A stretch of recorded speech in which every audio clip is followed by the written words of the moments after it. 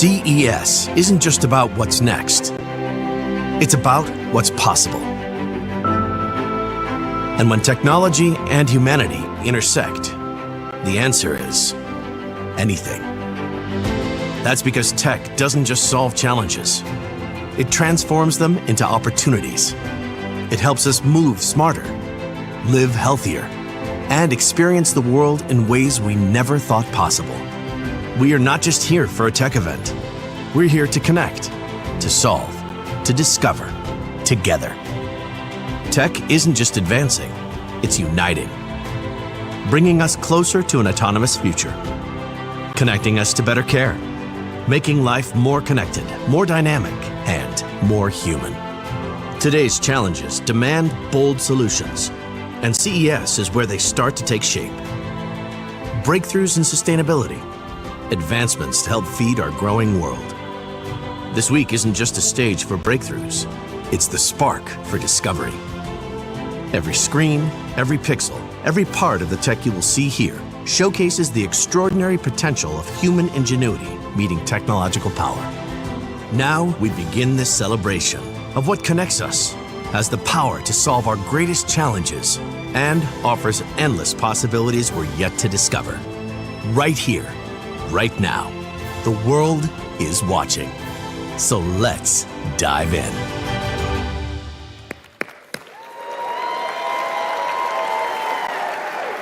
Ladies and gentlemen, welcome to CES 2025. I'm Gary Shapiro, CEO and Vice Chairman of the Consumer Technology Association, the producer of CES, and I am so thrilled to kick off this show with a keynote by one of the most consequential companies in the world. Nvidia exemplifies the cutting-edge innovation we celebrate at CES. And founder and CEO Jensen Huang is a true visionary, demonstrating the power of ideas, technology, and conviction to drive innovation and reshape our industry and our society. I always like to say that if I'd listened a little bit more closely the last time Jensen spoke at a CTA event, I could have retired already. But over the past 3 decades, he has established Nvidia as a force driving change across the globe in industries ranging from healthcare to automotive and entertainment. Today, Nvidia is pioneering breakthroughs in AI and accelerated computing that touch nearly every person and every business. Thanks to his leadership, Nvidia's innovations enable advanced chatbots, robots, software-defined vehicles, huge virtual worlds, hyper-synchronized factory floors, and so much more. Huang has been named the world's best CEO by Fortune and The Economist, as well as one of Time Magazine's 100 most influential people in the world. But you know, the fact is, like for all of us in this room, our success and his success was not preordained. Jensen started out working at a Denny's as a dishwasher and a busboy, so be nice to them in the future. And he said that the lessons he's learned there, the value of hard work, humility, and hospitality, are what helped him keep the faith and persevere through some of NVIDIA's early challenges.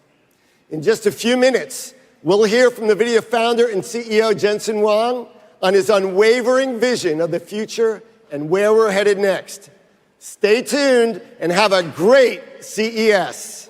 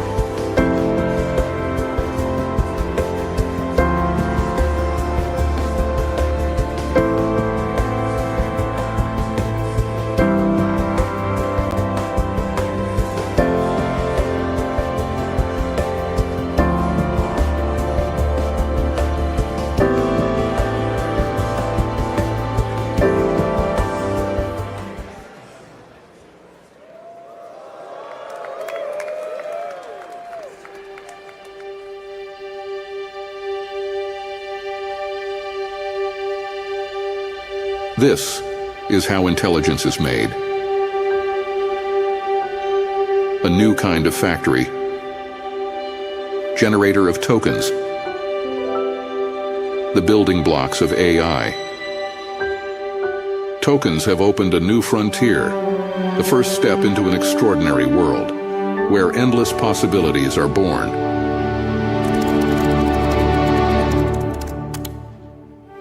Tokens transform words into knowledge and breathe life into images. They turn ideas into videos and help us safely navigate any environment. Tokens teach robots to move like the masters.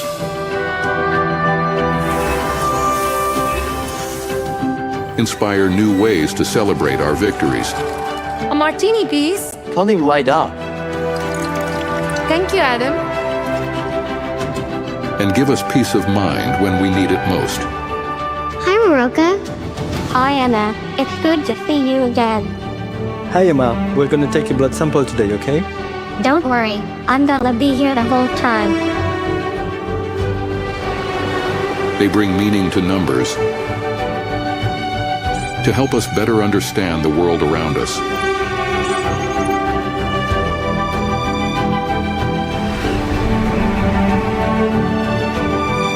Predict the dangers that surround us.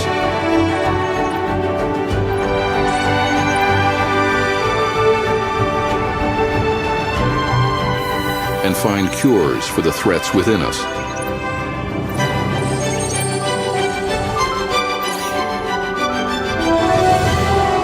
Tokens can bring our visions to life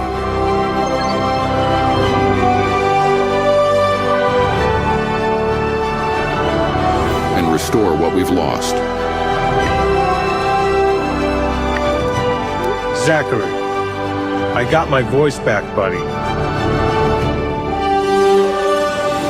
They help us move forward, one small step at a time.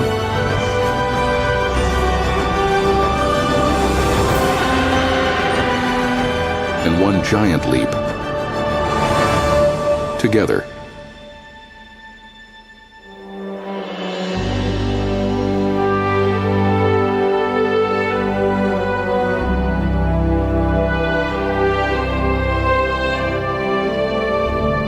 And here is where it all begins.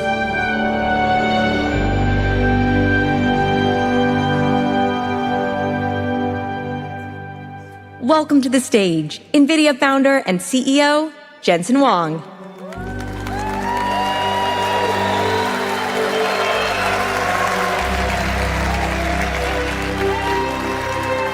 Welcome to CES! Are you excited to be in Las Vegas? Do you like my jacket? I thought I'd go the other way from Gary Shapiro. I'm in Las Vegas after all. If this doesn't work out, if all of you object, well, just get used to it. I really think you have to let this sink in. In another hour or so, you're going to feel good about it. Well, welcome to NVIDIA. In fact, you're inside NVIDIA's digital twin. And we're going to take you to NVIDIA. Ladies and gentlemen, welcome to NVIDIA. You're inside our digital twin. Everything here is generated by AI. It has been an extraordinary journey, extraordinary year, and it started in 1993. Ready, go! With NV1, we wanted to build computers that can do things that normal computers couldn't. And NV1 made it possible to have a game console in your PC. Our programming architecture was called UDA, missing the letter C until a little while later, but UDA, Unified Device Architecture.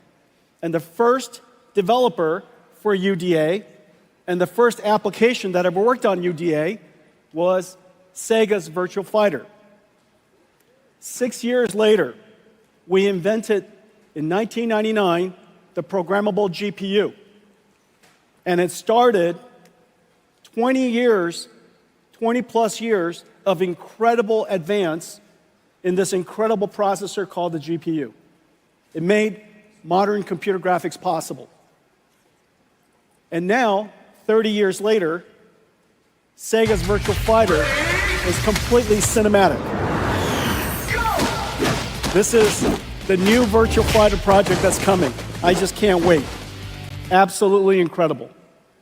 6 years after that, 6 years after 1999, we invented CUDA so that we could explain or express the programmability of our GPUs to a rich set of algorithms that could benefit from it. CUDA initially was difficult to explain, and it took years, in fact. It took approximately 6 years. Somehow, 6 years later or so, 2012, Alex Karshevsky, Ilya Sutskever, and Jeff Hinton discovered CUDA, used it to process AlexNet, and the rest of it is history. AI has been advancing at an incredible pace since. Started with perception AI. We now can understand images and words and sounds. To generative AI, we can generate images and text and sounds. And now, Agentic AI. AIs that can perceive, reason, plan, and act. And then the next phase, some of which we'll talk about tonight, physical AI, 2012. Now, magically, 2018, something happened that was pretty incredible. Google's Transformer was released as BERT, and the world of AI really took off. Transformers, as you know, completely changed the landscape for artificial intelligence. In fact, it completely changed the landscape for computing altogether. We recognized properly that AI was not just a new application with a new business opportunity, but AI, more importantly, machine learning enabled by transformers, was going to fundamentally change how computing works. And today, computing is revolutionized in every single layer, from hand coding, instructions that run on CPUs to create software tools that humans use. We now have machine learning that creates and optimizes neural networks that processes on GPUs and creates artificial intelligence. Every single layer of the technology stack has been completely changed. An incredible transformation in just 12 years. Well, we can now understand information of just about any modality. Surely you've seen text and images and sounds and things like that. But not only can we understand those, we can understand amino acids, we can understand physics. We understand them, we can translate them, and generate them. The applications are just completely endless. In fact, almost any AI application that you see out there, what modality is the input that it learned from? What modality of information did it translate to? And what modality of information is it generating? If you ask these three fundamental questions, just about every single application could be inferred. And so when you see application after applications that are AI-driven, AI-native, at the core of it, this fundamental concept is there. Machine learning has changed how every application is going to be built, how computing will be done, and the possibilities beyond. Well, GPUs, GeForce, in a lot of ways, all of this with AI is the house that GeForce built. GeForce enabled AI to reach the masses. And now, AI is coming home to GeForce. There are so many things that you can't do without AI. Let me show you some of it now.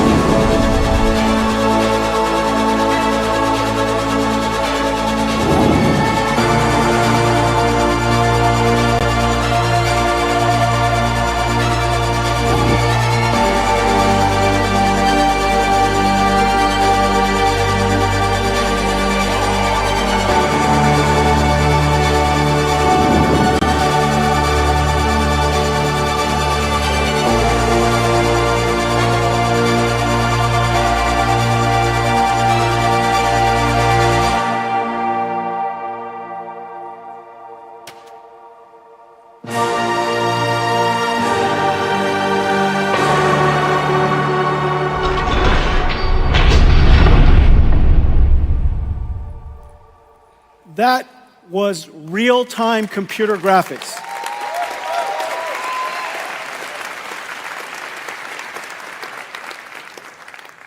No computer graphics researcher, no computer scientist would have told you that it is possible for us to ray trace every single pixel at this point. Ray tracing is a simulation of light. The amount of geometry that you saw was absolutely insane. It would have been impossible without artificial intelligence. There are two fundamental things that we did. We used, of course, programmable shading and ray traced acceleration to produce incredibly beautiful pixels. But then we have artificial intelligence be conditioned, be controlled by that pixel to generate a whole bunch of other pixels. Not only is it able to generate other pixels spatially, because it's aware of what the colors should be, it has been trained on a supercomputer back in Nvidia, and so the neural network that's running on the GPU can infer and predict the pixels that we did not render. Not only can we do that, it's called DLSS. The latest generation of DLSS also generates beyond frames. It can predict the future, generating 3 additional frames for every frame that we calculate. What you saw, if we just said 4 frames of what you saw, because we're going to render 1 frame and generate 3, if I said 4 frames at full HD, 4K, that's 33 million pixels or so. Out of that 33 million pixels, we computed only 2. It is an absolute miracle that we can computationally using programmable shaders and our ray tracing engine, to compute 2 million pixels and have AI predict all of the other 33. And as a result, we're able to render at incredibly high performance because AI does a lot less computation. It takes, of course, an enormous amount of training to produce that, but once you train it, the generation is extremely efficient. So this is one of the incredible capabilities of artificial intelligence, and that's why there's so many amazing things that are happening. We used GeForce to enable artificial intelligence, and now artificial intelligence is revolutionizing GeForce. Everyone, today we're announcing our next generation, the RTX Blackwell family. Let's take a look.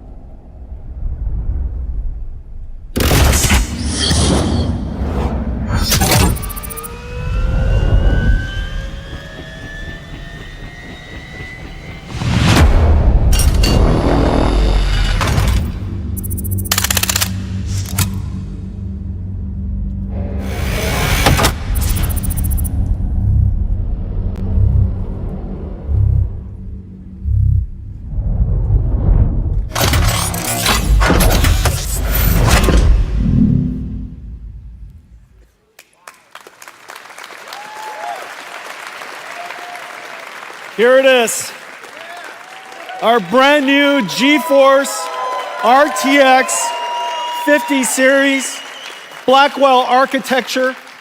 The GPU is just a beast.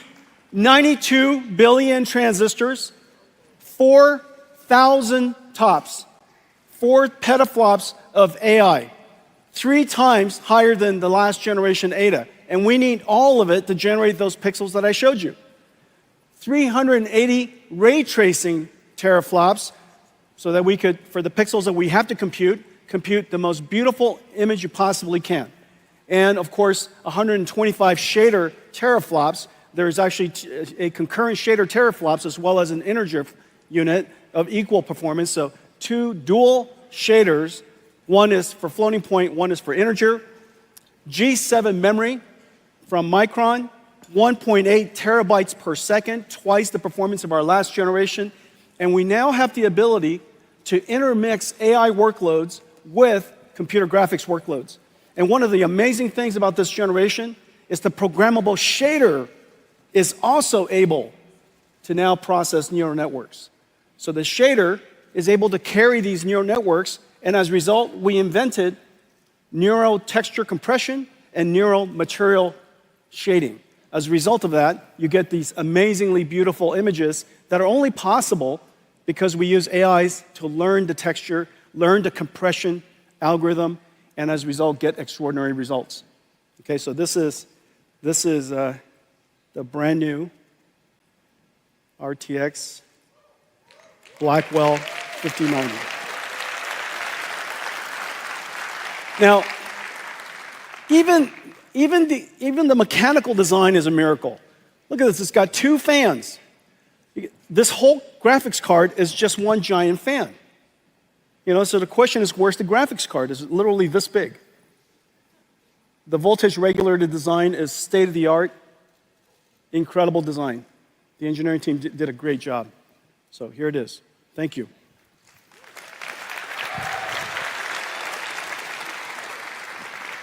Okay, so those are the speeds and feeds, so how does it compare? Well, this is RTX 4090. I know many of you have one. I know it. Look, it's $1,599. It is one of the best investments you could possibly make. For $1,599, you bring it home to your $10,000 PC entertainment command center. Isn't that right? Don't tell me that's not true. Don't be ashamed. It's liquid cooled, fancy lights all over it. You lock it when you leave. It's the modern home theater. It makes perfect sense. And now for $1,500 and $1,599, you get to upgrade that and turbocharge the living daylights out of it. Well, now with the Blackwell family, RTX 5070, 4090 performance at $549.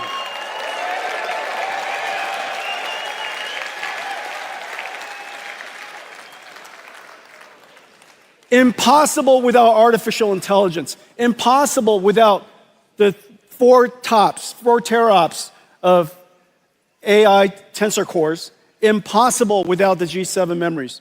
Okay, so 5070, 4090 performance, $549, and here's the whole family. Starting from 5070 all the way up to 5090. 5090, twice the performance of a 4090. Starting, of course, we're producing at very large scale, availability starting January. Well, it is incredible, but we managed to put these in gigantic performance GPUs into a laptop. This is a 5070 laptop. For $1,299, this 5070 laptop has a 4090 performance. I think there's one here somewhere. Let me show you this. This is look at this thing. Here. There's only so many pockets. Ladies and gentlemen, Janine Paul. So can you imagine? You get this incredible graphics card here, Blackwell. We're going to shrink it and put it in there. Does that make any sense? Well, you can't do that without artificial intelligence. And the reason for that is because we're generating most of the pixels using our tensor cores. So we ray trace only the pixels we need, and we generate, using artificial intelligence, all of the other pixels we have. As a result, the energy efficiency is just off the charts. The future of computer graphics is neural rendering, the fusion of artificial intelligence and computer graphics. And what's really amazing is, oh, here we go. Thank you. This is a surprisingly kinetic keynote. And what's really amazing is the family of GPUs we're going to put in here. And so the 5090 will fit into a laptop, a thin laptop. That last laptop was 14.9 millimeters. You got a 5080, 5070 Ti, and 5070. Okay? So, ladies and gentlemen, the RTX Blackwell family.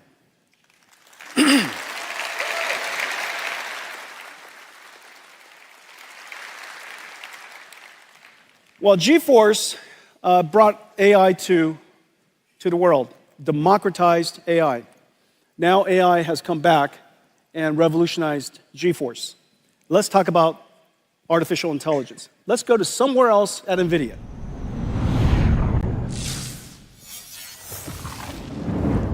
This is literally our office. This is literally Nvidia's headquarters. Okay, so let's talk about AI. The industry is chasing and racing to scale artificial intelligence. And the scaling law is a powerful model. It's an empirical law that has been observed and demonstrated by researchers and industry over several generations. And the scaling law says that the more data you have, the training data that you have, the larger model that you have, and the more compute that you apply to it, therefore, the more effective or the more capable your model will become. And so the scaling law continues. What's really amazing is that now we're moving towards, of course, and the internet is producing about twice the amount of data every single year as it did last year. I think in the next couple of years, humanity will produce more data than all of humanity has ever produced since the beginning. And so we're still producing a gigantic amount of data, and it's becoming more multimodal. Video and images and sound, all of that data could be used to train the fundamental knowledge, the foundational knowledge of an AI. But there are, in fact, two other scaling laws that has now emerged. And it's somewhat intuitive. The second scaling law is post-training scaling law.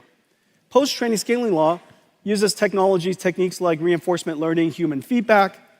Basically, the AI produces and generates answers based on a human query. The human then, of course, gives a feedback. It's much more complicated than that, but that reinforcement learning system with a fair number of very high-quality prompts causes the AI to refine its skills. It could fine-tune its skills for particular domains. It could be better at solving math problems, better at reasoning, so on and so forth. And so it's essentially like having a mentor or having a coach give you feedback after you're done going to school. And so you get tests, you get feedback, you improve yourself. We also have reinforcement learning AI feedback, and we have synthetic data generation. These techniques are rather akin to, if you will, self-practice. You know the answer to a particular problem, and you continue to try it until you get it right. And so an AI could be presented with a very complicated and a difficult problem that is verifiable functionally, and it has an answer that we understand, maybe proving a theorem, maybe solving a geometry problem. And so these problems would cause the AI to produce answers, and using reinforcement learning, it would learn how to improve itself. That's called post-training. Post-training requires an enormous amount of computation, but the end result produces incredible models. We now have a third scaling law, and this third scaling law has to do with what's called test time scaling. Test time scaling is basically when you're being used. When you're using the AI has the ability to now apply a different resource allocation. Instead of improving its parameters, now it's focused on deciding how much computation to use to produce the answers it wants to produce. Reasoning is a way of thinking about this. Long thinking is a way to think about this. Instead of a direct inference or one-shot answer, you might reason about it. You might break down the problem into multiple steps. You might generate multiple ideas and evaluate, your AI system would evaluate which one of the ideas that you generated was the best one. Maybe it solves the problem step by step, so on and so forth. And so now test time scaling has proven to be incredibly effective. You're watching this sequence of technology and all of these scaling laws emerge as we see incredible achievements from ChatGPT to O1 to O3, and now Gemini Pro. All of these systems are going through this journey step by step of pre-training to post-training to test time scaling. Well, the amount of computation that we need, of course, is incredible. And we would like, in fact, that society has the ability to scale the amount of computation to produce more and more novel and better intelligence. Intelligence, of course, is the most valuable asset that we have, and it can be applied to solve a lot of very challenging problems. And so, scaling law.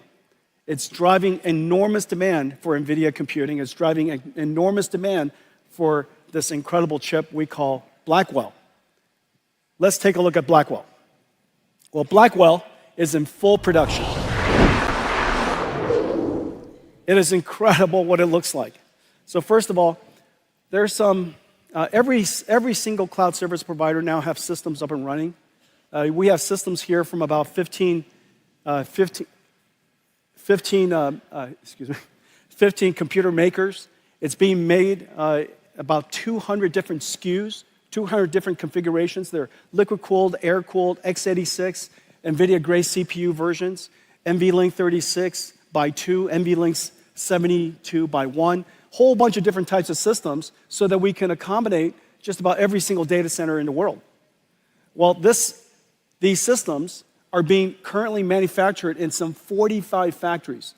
It tells you how pervasive artificial intelligence is and how much the industry is jumping onto artificial intelligence in this new computing model.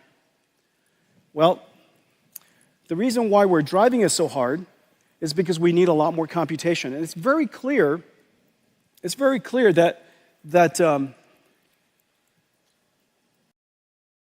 Janine?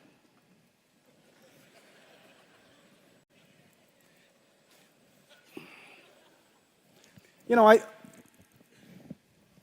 it's hard to tell. You don't ever want to reach your hands into a dark place. Hang on a second, is this a good idea? All right.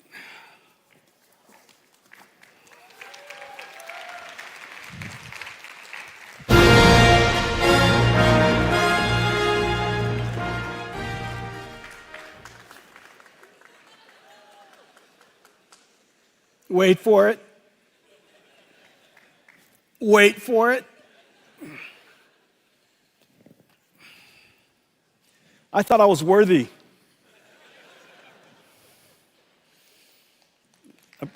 Apparently, Yonir didn't think I was worthy. All right. This is my show and tell. This is a show and tell.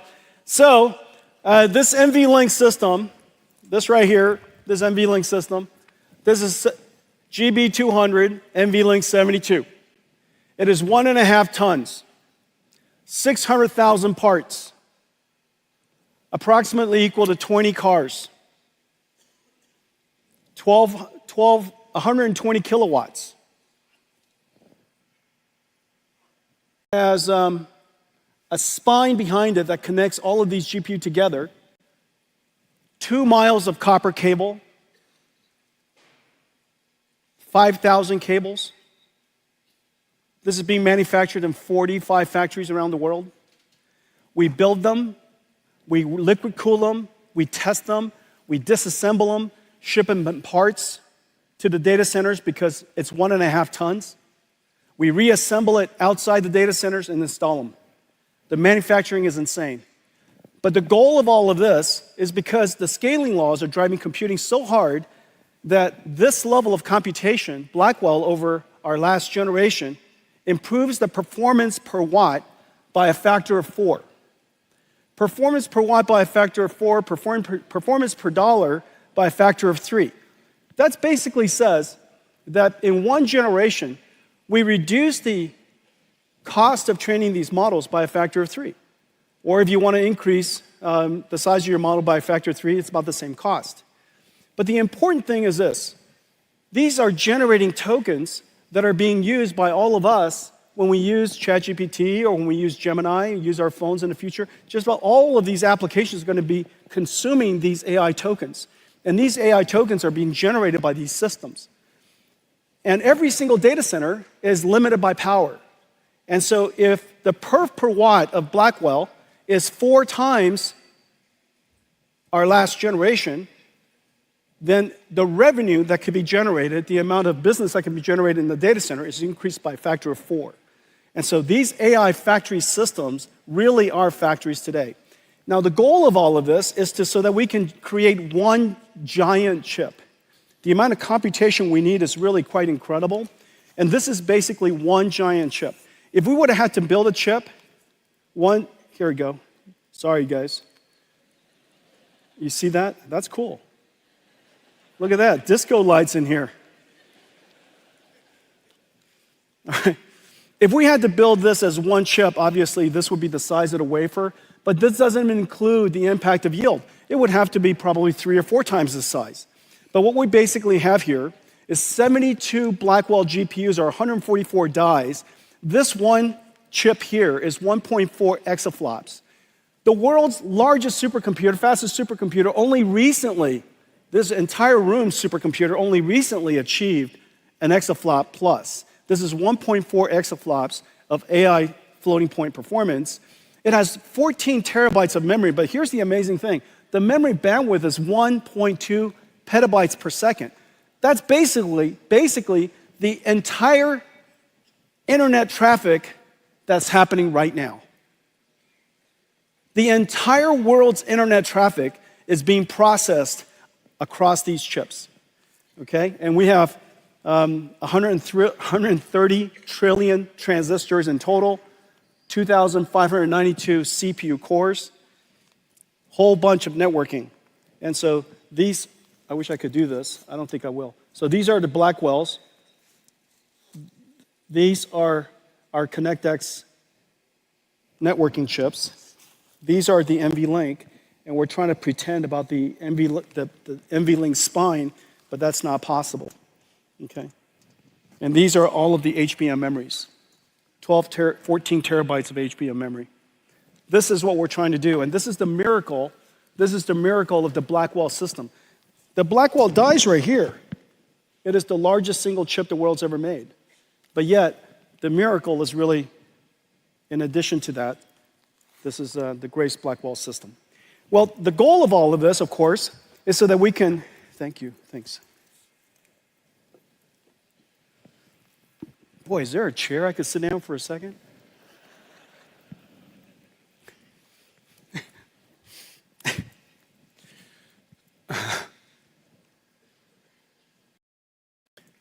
Can I have a Michelob Ultra?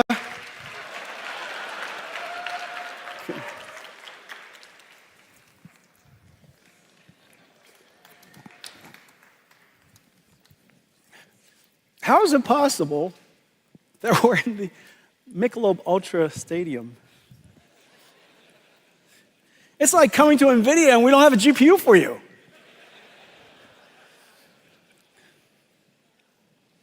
So we need an enormous amount of computation because we want to train larger and larger models. And these inferences used to be one inference, but in the future, the AI is going to be talking to itself. It's going to be thinking.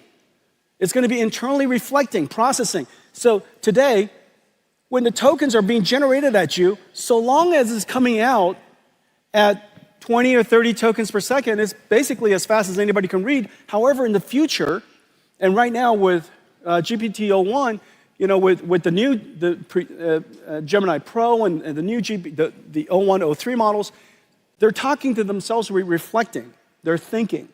And so, as you can imagine, the rate at which the tokens could be ingested is incredibly high. And so we need the token rates, the token generation rates, to go way up. And we also have to drive the cost way down simultaneously so that the quality of service can be extraordinary, the cost to customers can continue to be low, and AI will continue to scale. And so that's the fundamental purpose, the reason why we created NVLink. Well, one of the most important things that's happening in the world of enterprise is Agentic AI. Agentic AI basically is a perfect example of test time scaling. AI is a system of models. Some of it is understanding, interacting with the customer, interacting with the user. Some of it's maybe retrieving information from storage, a semantic AI system like a RAG. Maybe it's going on to the internet. Maybe it's studying a PDF file. And so it might be using tools. It might be using a calculator. And it might be using a generative AI to generate charts and such. And it's taking the problem you gave it, breaking it down step by step, and it's iterating through all these different models.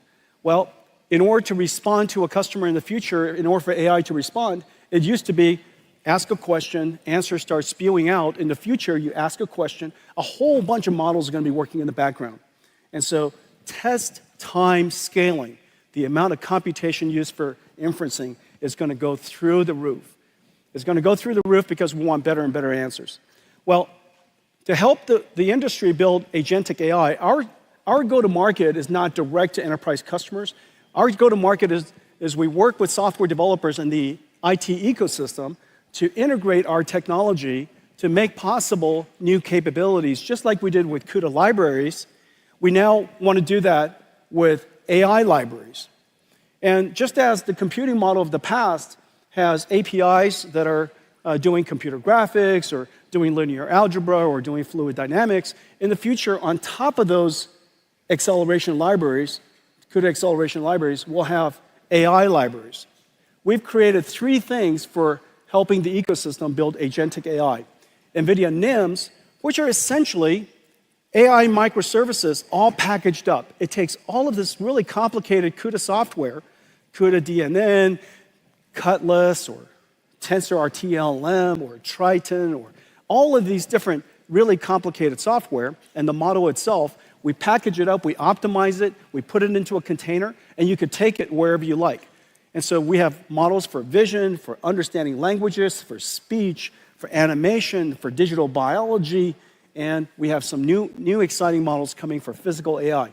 And these AI models run in every single cloud, because NVIDIA's GPUs are now available in every single cloud. It's available in every single OEM. So you could literally take these models, integrate it into your software packages, create AI agents that run on Cadence, or there might be ServiceNow agents, or they might be SAP agents, and they could deploy it to their customers and run it wherever the customers want to run the software. The next layer is what we call NVIDIA NeMo. NeMo is essentially a digital employee onboarding and training evaluation system. In the future, these AI agents are essentially digital workforce that are working alongside your employees, doing things for you on your behalf. And so the way that you would bring these specialized agents these special agents into your company is to onboard them, just like you onboard an employee. And so we have different libraries that helps these AI agents be trained for the type of language in your company. Maybe the vocabulary is unique to your company, the business process is different, the way you work is different. So you would give them examples of what the work product should look like, and they would try to generate it, and you would give a feedback, and then you would evaluate them, so on and so forth. And so and you would guardrail them. You say, these are the things that you're not allowed to do. These are the things you're not allowed to say. And we even give them access to certain information. Okay, so that entire pipeline, digital employee pipeline, is called NeMo. In a lot of ways, the IT department of every company is going to be the HR department of AI agents in the future. Today, they manage and maintain a bunch of software from the IT industry. In the future, they'll maintain, nurture, onboard, and improve a whole bunch of digital agents and provision them to the companies to use. Okay, and so your IT department is going to become kind of like AI agent HR. And on top of that, we provide a whole bunch of blueprints that our ecosystem could take advantage of. All of this is completely open source, and so you could take it and modify the blueprints. We have blueprints for all kinds of different types of agents. Well, today we're also announcing that we're doing something that's really cool and I think really clever. We're announcing a whole family of models that are based off of Llama, the Nvidia Llama Nemotron language foundation models. Llama 3.1 is a complete phenomenon. The download of Llama 3.1 from Meta, 650,000 times, something like that. It has been derived and turned into other models, about 60,000 other different models. It is singularly the reason why just about every single enterprise and every single industry has been activated to start working on AI. Well, the thing that we did was we realized that the Llama models really could be better fine-tuned for enterprise use. And so we fine-tune them using our expertise and our capabilities, and we turn them into the Llama Nemotron suite of open models. There are small ones that interact in very, very fast response time, extremely small. They're what we call super Llama Nemotron supers. They're basically your mainstream versions of your models. Or your ultra model. The ultra model could be used to be a teacher model for a whole bunch of other models. It could be a reward model, evaluator, a judge for other models to create answers and decide whether it's a good answer or not. Basically give feedback to other models. It could be distilled in a lot of different ways. Basically, a teacher model, a knowledge distillation model. Very large, very capable. And so all of this is now available online. Well, these models are incredible. It's number one in leaderboards for chat, leaderboard for instruction, leaderboard for retrieval. So the different types of functionalities necessary that are used in AI agents around the world, these are going to be incredible models for you. We're also working with the ecosystem. All of our NVIDIA AI technologies are integrated into the IT industry. We have great partners and really great work being done at ServiceNow, at SAP, at Siemens for industrial AI. Cadence is doing great work. Synopsys is doing great work. I'm really proud of the work that we do with Perplexity. As you know, they revolutionized search. Yeah, really fantastic stuff. Codium, every software engineer in the world. This is going to be the next giant AI application. Next giant AI service, period, is software coding.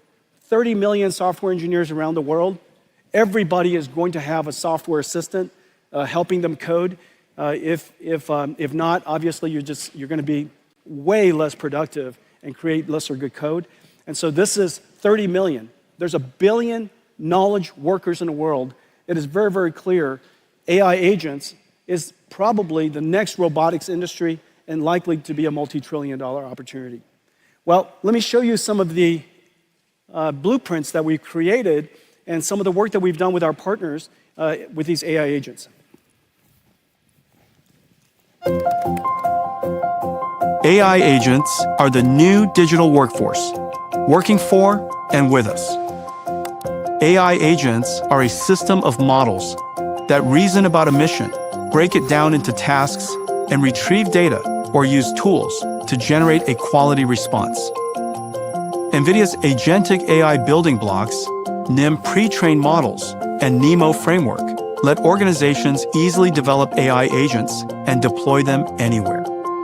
We will onboard and train our agentic workforces on our company's methods, like we do for employees. AI agents are domain-specific task experts. Let me show you 4 examples. For the billions of knowledge workers and students, AI research assistant agents ingest complex documents like lectures, journals, financial results, and generate interactive podcasts for easy learning.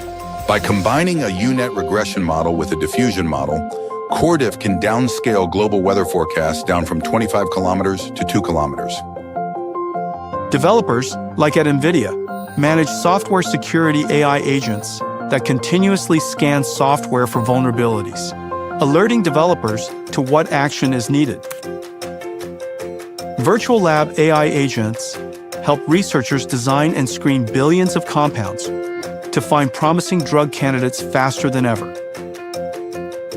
And video analytics AI agents, built on an NVIDIA Metropolis blueprint, including Nvidia Cosmos Nemotron vision language models, Llama Nemotron LLMs, and NEMO Retriever. Metropolis agents analyze content from the billions of cameras generating 100,000 petabytes of video per day. They enable interactive search, summarization, and automated reporting, and help monitor traffic flows, flagging congestion or danger. In industrial facilities, They monitor processes and generate recommendations or improvement. Metropolis agents centralize data from hundreds of cameras and can reroute workers or robots when incidents occur. The age of agentic AI is here for every organization. Okay. That was the first pitch at a baseball game. That was not generated. I just felt that none of you were impressed. Okay, so AI was created in the cloud and for the cloud. AI is created in the cloud and for the cloud. And for enjoying AI on phones, of course, it's perfect. Very, very soon, we're going to have a continuous AI that's going to be with you. And when you use those Meta glasses, you could, of course, point at something, look at something, and ask it, whatever information you want. And so AI is perfect in the cloud. It was created in the cloud, it's perfect in the cloud. However, we would love to be able to take that AI everywhere. I've mentioned already that you could take NVIDIA AI to any cloud, but you could also put it inside your company. But the thing that we want to do more than anything is put it on our PC as well. And so, as you know, Windows 95 revolutionized the computer industry. It made possible this new suite of multimedia services, and it changed the way that applications was created forever. Windows 95, this model of computing, of course, is not perfect for AI. And so the thing that we would like to do is we would like to have, in the future, your AI basically become your AI assistant. And instead of just the 3D APIs and the sound APIs and the video APIs, you would have generative APIs for 3D, and generative APIs for language, and generative AI for sound, and so on and so forth. And we need a system that makes that possible while leveraging the massive investment that's in the cloud. There's no way that the world can create yet another way of programming AI models. It's just not going to happen. And so if we could figure out a way to make Windows PC a world-class AI PC, it would be completely awesome. And it turns out the answer is Windows.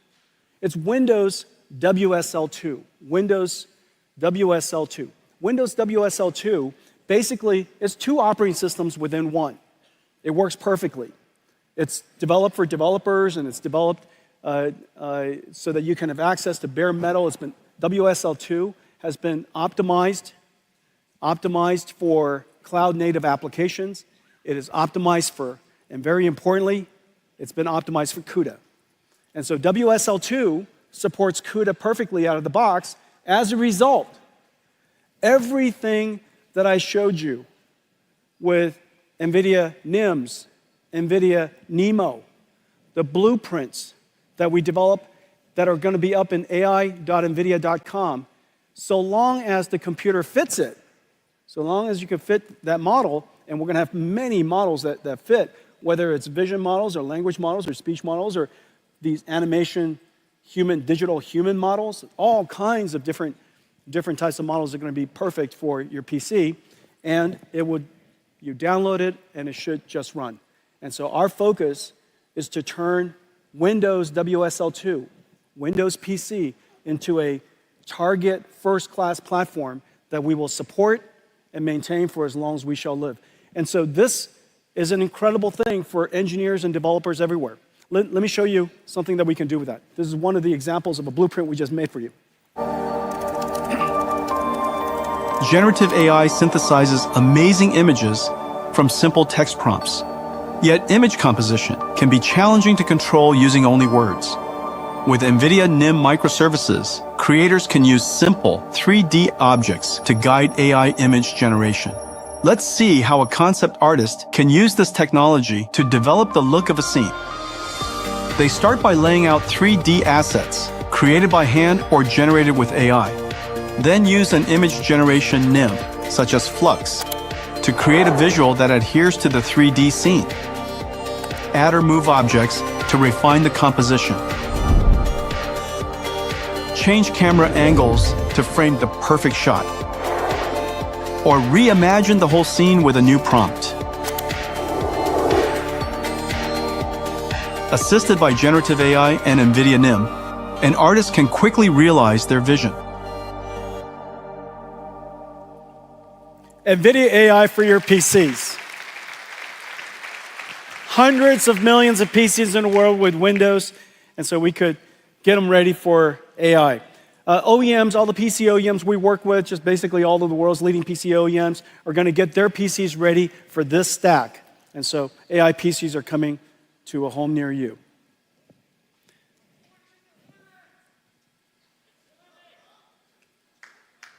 Linux is good.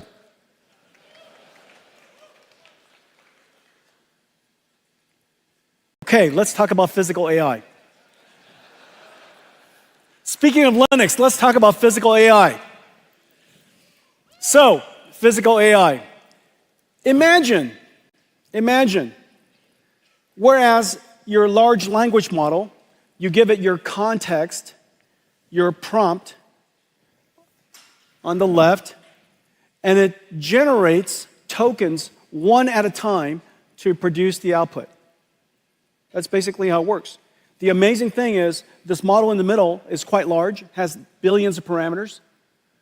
The context length is incredibly large because you might decide to load in a PDF. In my case, I might load in several PDFs before I ask it a question. Those PDFs are turned into tokens.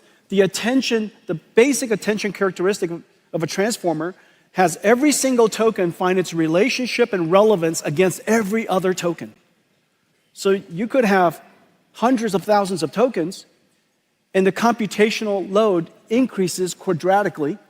And it does this, all of the parameters, all of the input sequence, process it through every single layer of the transformer, and it produces one token.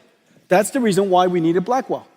And then the next token is produced when the current token is done.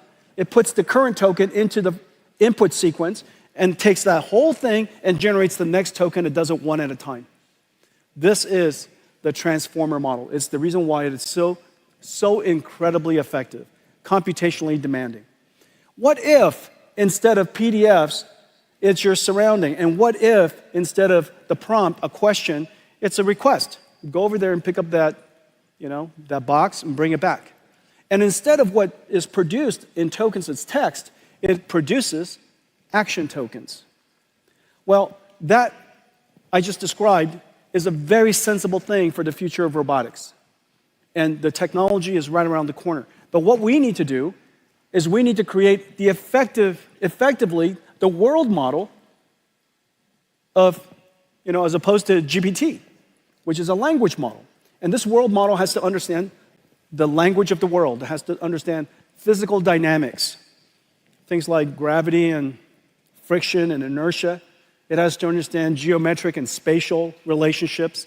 It has to understand cause and effect. If you drop something, it falls to the ground. If you poke at it, it tips over.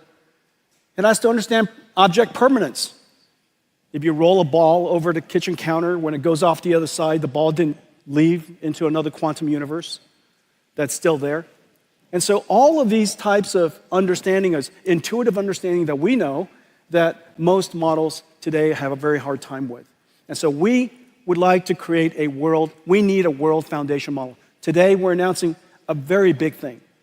We're announcing Nvidia Cosmos, a world foundation model that is designed, that was created to understand the physical world.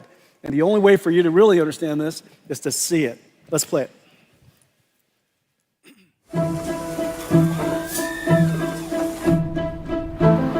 The next frontier of AI is physical AI. Model performance is directly related to data availability, but physical world data is costly to capture, curate, and label.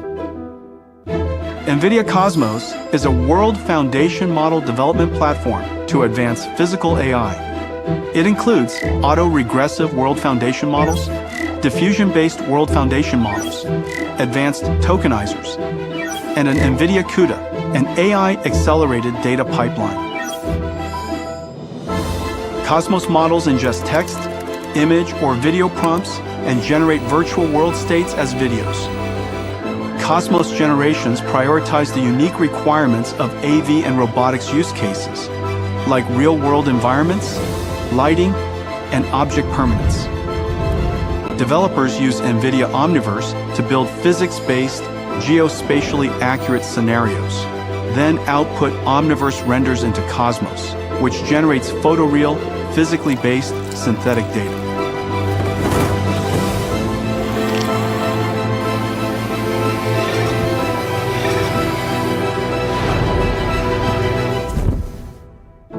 Whether diverse objects or environments, conditions like weather or time of day, or edge case scenarios. Developers use Cosmos to generate worlds for reinforcement learning AI feedback to improve policy models, or to test and validate model performance. Even across multi-sensor views, Cosmos can generate tokens in real time, bringing the power of foresight and multiverse simulation to AI models, generating every possible future to help the model select the right path. Working with the world's developer ecosystem, Nvidia is helping advance the next wave of physical AI.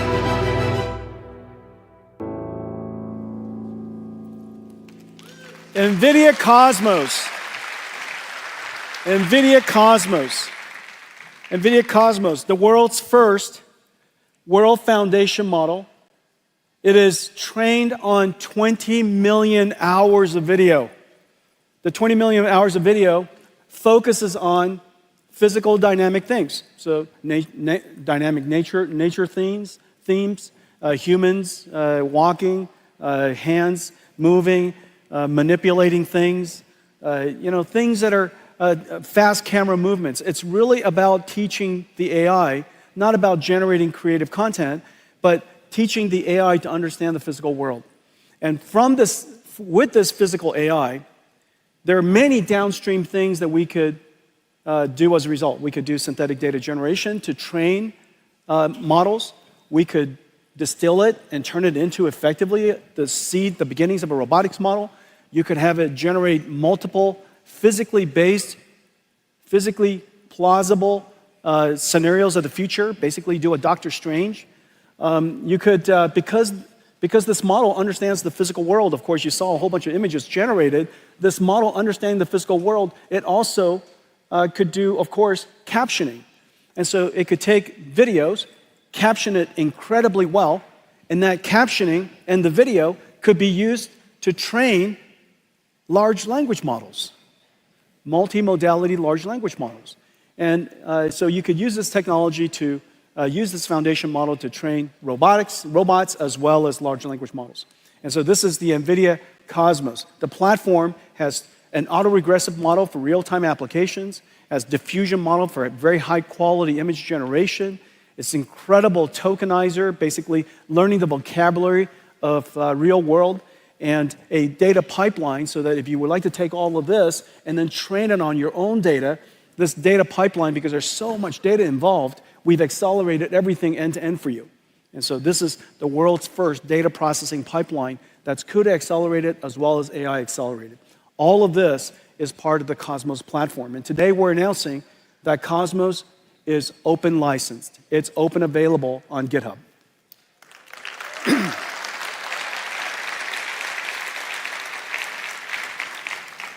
We hope that this moment, and there's a small, medium, large for very fast models, mainstream models, and also teacher models, basically not knowledge transfer models.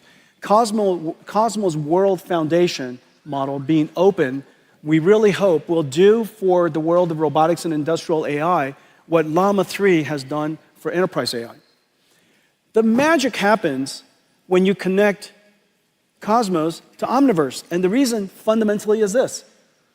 Omniverse is a physics grounded, not physically grounded, but physics grounded. It's algorithmic physics, principled physics simulation grounded system. It's a simulator. When you connect that to Cosmos, it provides the grounding, the ground truth that can control and to condition the Osmos generation. As a result, what comes out of Osmos is grounded on truth. This is exactly the same idea as connecting a large language model to a RAG, to a retrieval augmented generation system. You want to ground the AI generation on ground truth. And so the combination of the two gives you a physically simulated, a physically grounded multiverse generator. And the application, the use cases are really quite exciting. And of course, for robotics, for industrial applications, it is very, very clear.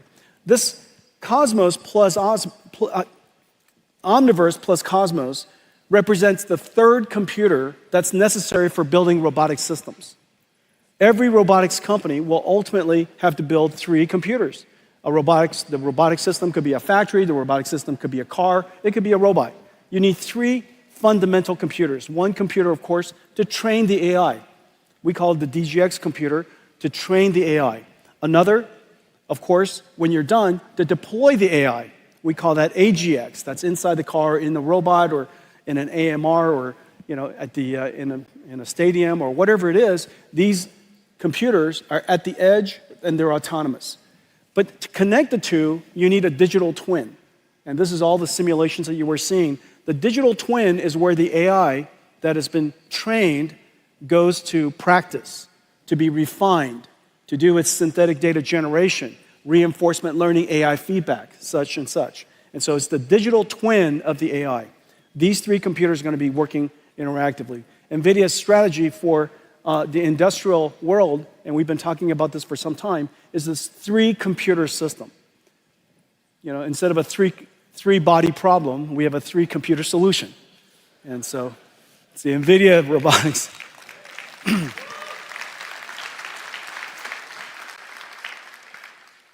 So let me give you 3 examples. All right, so the first example is how we apply all of this to industrial digitalization. There are millions of factories, hundreds of thousands of warehouses. That's basically it's the backbone of a $50 trillion manufacturing industry. All of that has to become software defined. All of it has to have automation in the future. And all of it will be infused with robotics. Well, we're partnering with Keynote, the world's leading warehouse automation solutions provider, and Accenture, the world's largest professional services provider, and they have a big focus in digital manufacturing, and we're working together to create something that's really special, and I'll show you that in a second. But our go-to-market is essentially the same as all of the other software platforms and all the technology platforms that we have. Through the developers and ecosystem partners, and we have just a growing number of ecosystem partners connecting to Omniverse, and the reason for that is very clear. Everybody wants to digitalize the future of industries. There's so much waste, so much opportunity for automation in that $50 trillion of the world's GDP. So let's take a look at that. This one example that we're doing with Keynote and Accenture. Keynote, the supply chain solution company, Accenture, a global leader in professional services, and Nvidia are bringing physical AI to the $1 trillion warehouse and distribution center market. Managing high-performance warehouse logistics involves navigating a complex web of decisions influenced by constantly shifting variables. These include daily and seasonal demand changes, space constraints, workforce availability, and the integration of diverse robotic and automated systems. And predicting operational KPIs of a physical warehouse is nearly impossible today. To tackle these challenges, Keynote is adopting Mega, an NVIDIA Omniverse blueprint for building industrial digital twins to test and optimize robotic fleets.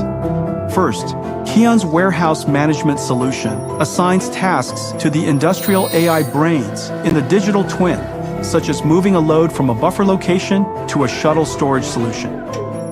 The robot's brains are in a simulation of a physical warehouse, digitalized into Omniverse using OpenUSD connectors to aggregate CAD, video and image to 3D, LiDAR to point cloud, and AI-generated data. The fleet of robots execute tasks by perceiving and reasoning about their Omniverse digital twin environment, planning their next motion and acting. The robot brains can see the resulting state through sensor simulations and decide their next action. The loop continues while Mega precisely tracks the state of everything in the digital twin. Now, Keon can simulate infinite scenarios at scale while measuring operational KPIs, such as throughput, efficiency, and utilization, all before deploying changes to the physical warehouse. Together with Nvidia, Keon and Accenture are reinventing industrial autonomy. In the future, that's incredible. Everything is in simulation. In the future, every factory will have a digital twin.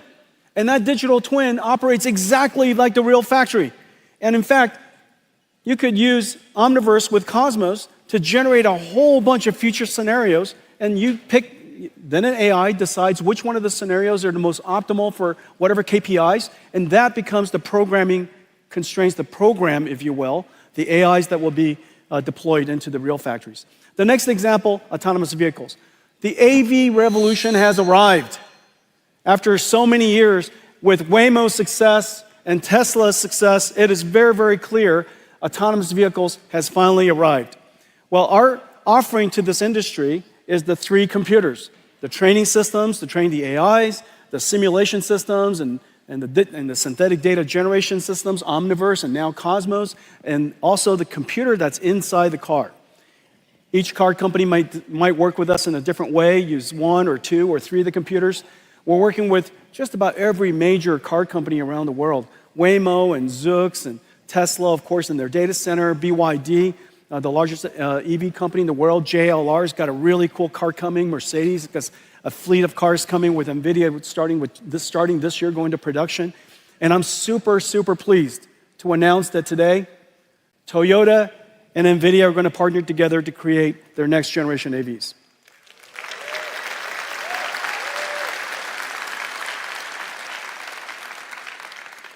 Just so many cool companies, Lucid and Rivian and Xiaomi and of course Volvo, just so many different companies. Wabi is building self-driving trucks. Aurora, we announced this week also that Aurora is going to use NVIDIA to build self-driving trucks. Autonomous, 100 million cars built each year, a billion vehicles on the road all over the world, 1 trillion miles that are driven around the world each year. That's all going to be either highly autonomous or, fully autonomous coming up. And so this is going to be a very large industry. I predict that this will likely be the first multi-trillion-dollar robotics industry. This business for us, notice in just a few of these cars that are starting to ramp into the world, our business is already $4 billion, and this year probably on a run rate about $5 billion. So really significant business already. This is going to be very large. Well, today we're announcing that our next generation processor for the car, our next generation computer for the car, is called Thor. I have one right here. Hang on a second. Okay, this is Thor. This is Thor. This is a robotics computer. This is a robotics computer. It takes sensors and just a madness amount of sensor information, process it, umpteen cameras, high resolution, radars, lidars, they're all coming into this chip. And this chip has to process all that sensor, turn them into tokens, put them into a transformer, and predict the next path. And this AV computer is now in full production. Thor is 20 times the processing capability of our last generation Orin, which is really the standard of autonomous vehicles today. And so this is just really quite incredible. Thor is in full production. This robotics processor, by the way, also goes into a full robot. And so it could be an AMR, it could be a humanoid robot, it could be the brain, it could be the manipulator. This processor basically is a universal robotics computer.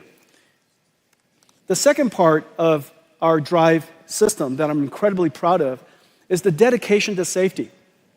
Drive OS, I'm pleased to announce, is now the first software-defined programmable AI computer that has been certified up to ASIL D, which is the highest standard of functional safety for automobiles. The only and the highest. And so I'm really, really proud of this. ASIL-D, ISO 26262. It is the work of some 15,000 engineering years. This is just extraordinary work. And as a result of that, CUDA is now a functional, safe computer. And so if you're building a robot, NVIDIA CUDA, yeah.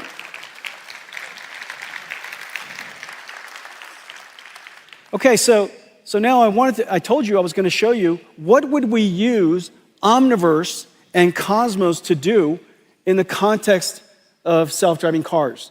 And today, instead of showing you a whole bunch of videos of cars driving on the road, I'll show you some of that too.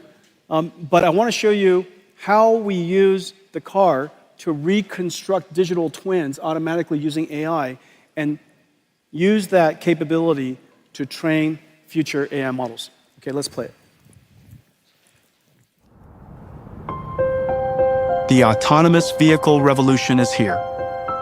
Building autonomous vehicles, like all robots, requires 3 computers. Nvidia DGX to train AI models, Omniverse to test drive and generate synthetic data, and Drive AGX, a supercomputer in the car. Building safe autonomous vehicles means addressing edge scenarios, but real-world data is limited, so synthetic data is essential for training. The Autonomous Vehicle Data Factory, powered by NVIDIA Omniverse, AI models, and Cosmos, generates synthetic driving scenarios that enhance training data by orders of magnitude. First, OmniMap fuses map and geospatial data to construct drivable 3D environments. Driving scenario variations can be generated from replayed drive logs or AI traffic generators. Next, a neural reconstruction engine uses autonomous vehicle sensor logs to create high-fidelity 4D simulation environments. It replays previous drives in 3D and generates scenario variations to amplify training data. Finally, Edify 3DS automatically searches through existing asset libraries or generates new assets to create sim-ready scenes. The Omniverse scenarios are used to condition Cosmos to generate massive amounts of photorealistic data, reducing the sim-to-real gap. And with text prompts, generate near infinite variations of the driving scenario. With Cosmos Nemotron Video Search, the massively scaled synthetic dataset, combined with recorded drives, can be curated to train models. NVIDIA's AI Data Factory scales hundreds of drives into billions of effective miles, setting the standard for safe and advanced autonomous driving. Isn't that incredible? We take thousands of drives and turn them into billions of miles. We are going to have mountains of training data for autonomous vehicles. Of course, we still need actual cars on the road.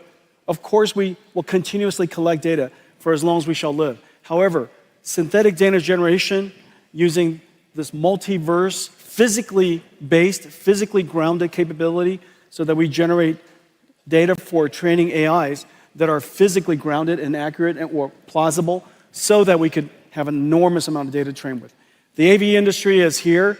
This is an incredibly exciting time, super excited about the next several years. I think you're going to see, just as computer graphics was revolutionized such incredible pace, you're going to see the pace of AV development increasing tremendously over the next several years.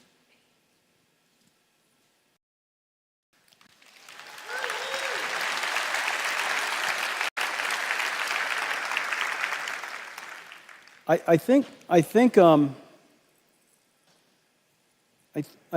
the next part is robotics. So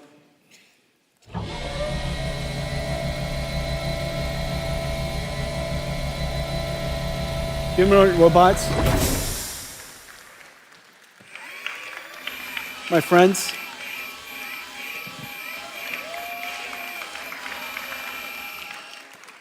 the ChatGPT moment for general robotics is just around the corner. And in fact, all of the enabling technologies that I've been talking about is going to make it possible for us in the next several years to see very rapid breakthroughs, surprising breakthroughs in general robotics. Now, the reason why general robotics is so important is whereas robots with tracks and wheels require special environments to accommodate them, there are three robots in the world that we can make that require no green fields.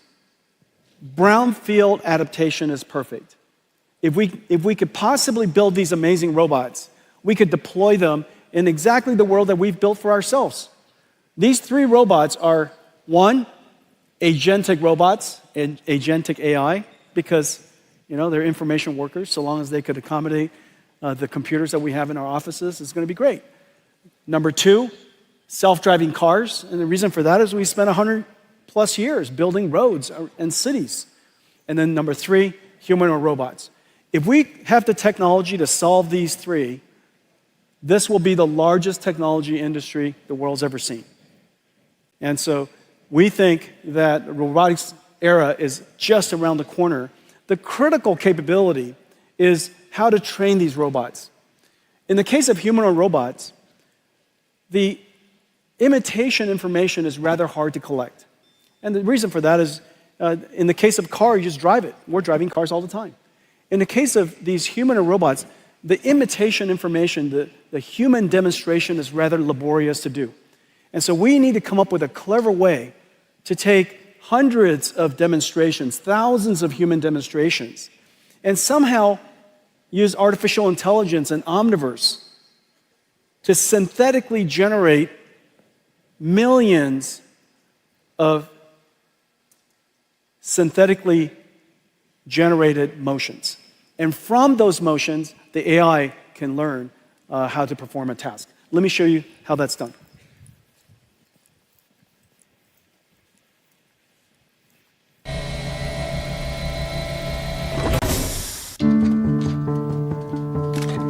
Developers around the world are building the next wave of physical, AI-embodied robots, humanoids.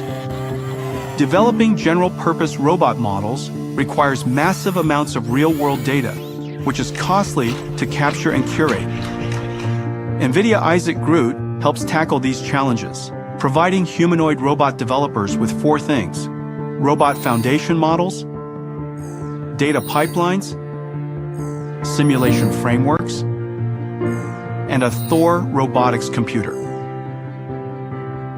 The Nvidia Isaac GR00T blueprint for synthetic motion generation is a simulation workflow for imitation learning, enabling developers to generate exponentially large datasets from a small number of human demonstrations.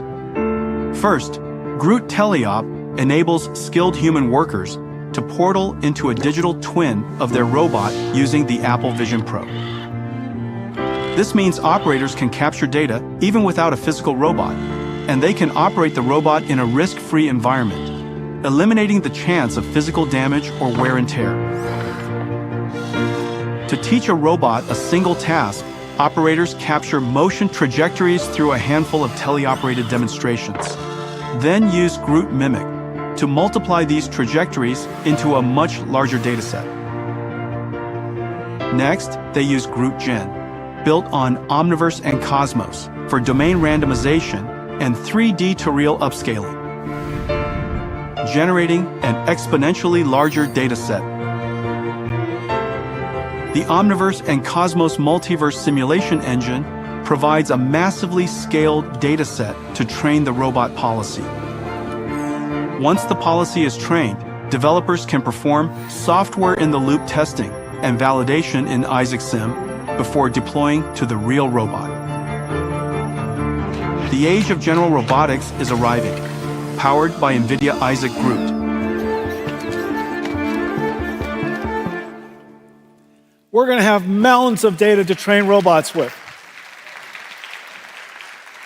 Nvidia Isaac GR00T Nvidia Isaac Group. This is our platform to provide technology elements to the robotics industry to accelerate the development of general robotics. And well, I have one more thing that I want to show you. None of this would be possible if not for this incredible project that we started about a decade ago. Inside the company was called Project Digits, Deep Learning GPU Intelligence Training System. Digits. Well, before we launched it, I shrunk it to DGX and to harmonize it with RTX, AGX, OVX, and all of the other X's that we have in the company. And it really revolutionized, DGX1 really revolutionized, where's DGX1? DGX1 revolutionized artificial intelligence. The reason why we built it was because we wanted to make it possible for researchers and startups to have an out-of-the-box AI supercomputer. Imagine the way supercomputers were built in the past. You really have to build your own facility, and you have to go build your own infrastructure and really engineer it into existence. And so we created a supercomputer for AI development for researchers and startups that comes literally one out of the box. I delivered the first one to a startup company in 2016 called OpenAI, and Elon was there, and Ilya Sutskever was there, and many of NVIDIA engineers were there, and we celebrated the arrival of DGX1, and obviously it revolutionized artificial intelligence and computing. But now artificial intelligence is everywhere. It's not just in researchers and startup labs. You know, we want artificial intelligence, as I mentioned in the beginning of our talk.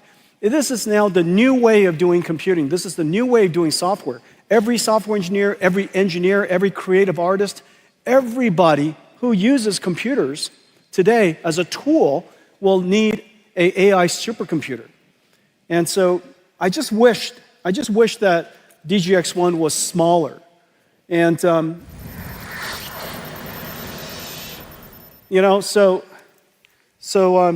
imagine, ladies and gentlemen,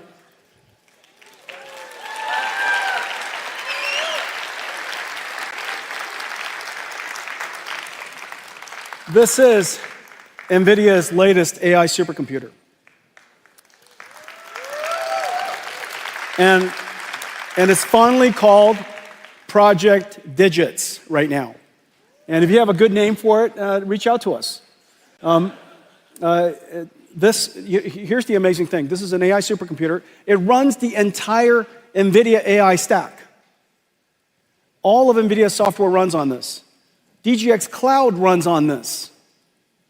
This sits, well, somewhere, and it's wireless or connected to your computer. It's even a workstation if you like it to be. And you could access it, you could reach it like a cloud supercomputer, and NVIDIA's AI works on it. And it's based on a super secret chip that we've been working on called GB110, the smallest Grace Blackwell that we make. And I have, well, you know what? Let's show everybody inside.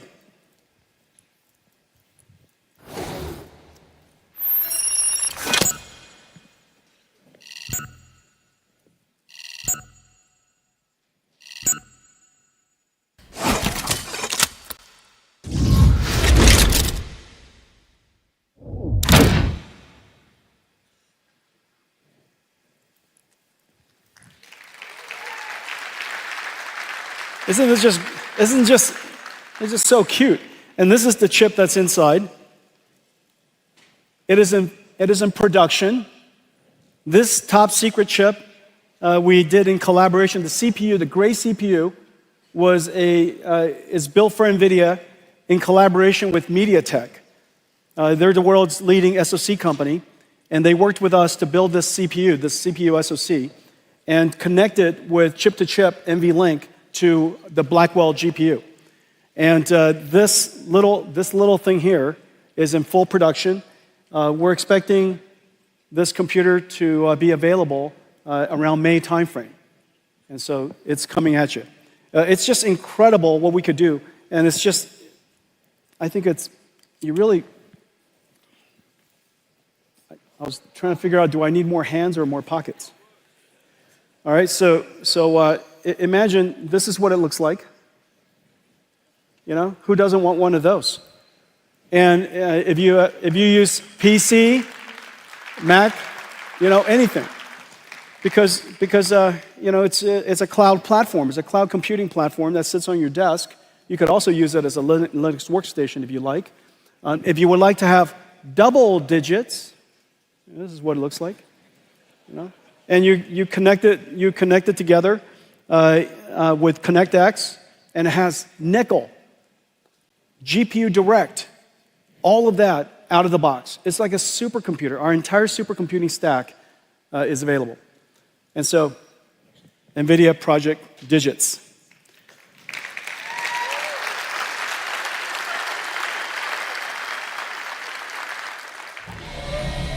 Okay. Well, let me tell you what I told you. I told you that we are in production with 3 new Blackwells. Not only is the Grace Blackwell supercomputers, NVLink 72s, in production all over the world, we now have 3 new Blackwell systems in production. One amazing AI world foundation model, the world's first physical AI foundation model. Is open, available to activate the world's industries of robotics and such. And three robots working on Agentic AI, humanoid robots, and self-driving cars. It's been an incredible year. I want to thank all of you for your partnership. Thank all of you for coming. I made you a short video to reflect on last year and look forward to the next year. Play, please.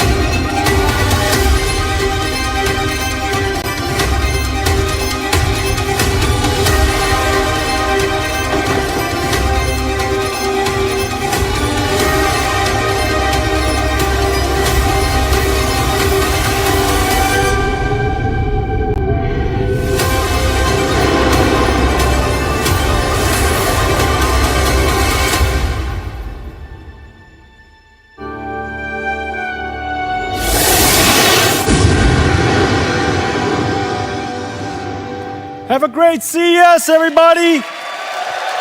Happy New Year. Thank you.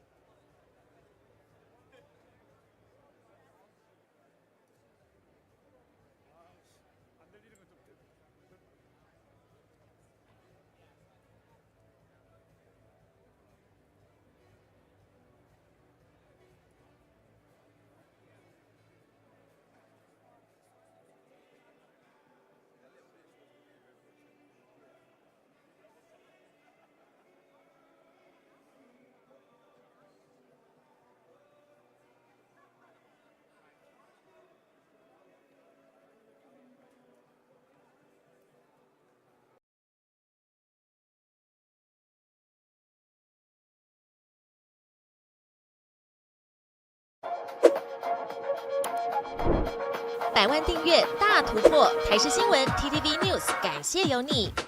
重要直播随时掌握，时事新闻不漏接，一刀未剪，新闻看得更完整。国际重大事件 ，catch 时事最新脉动，按赞订阅，开启小铃铛。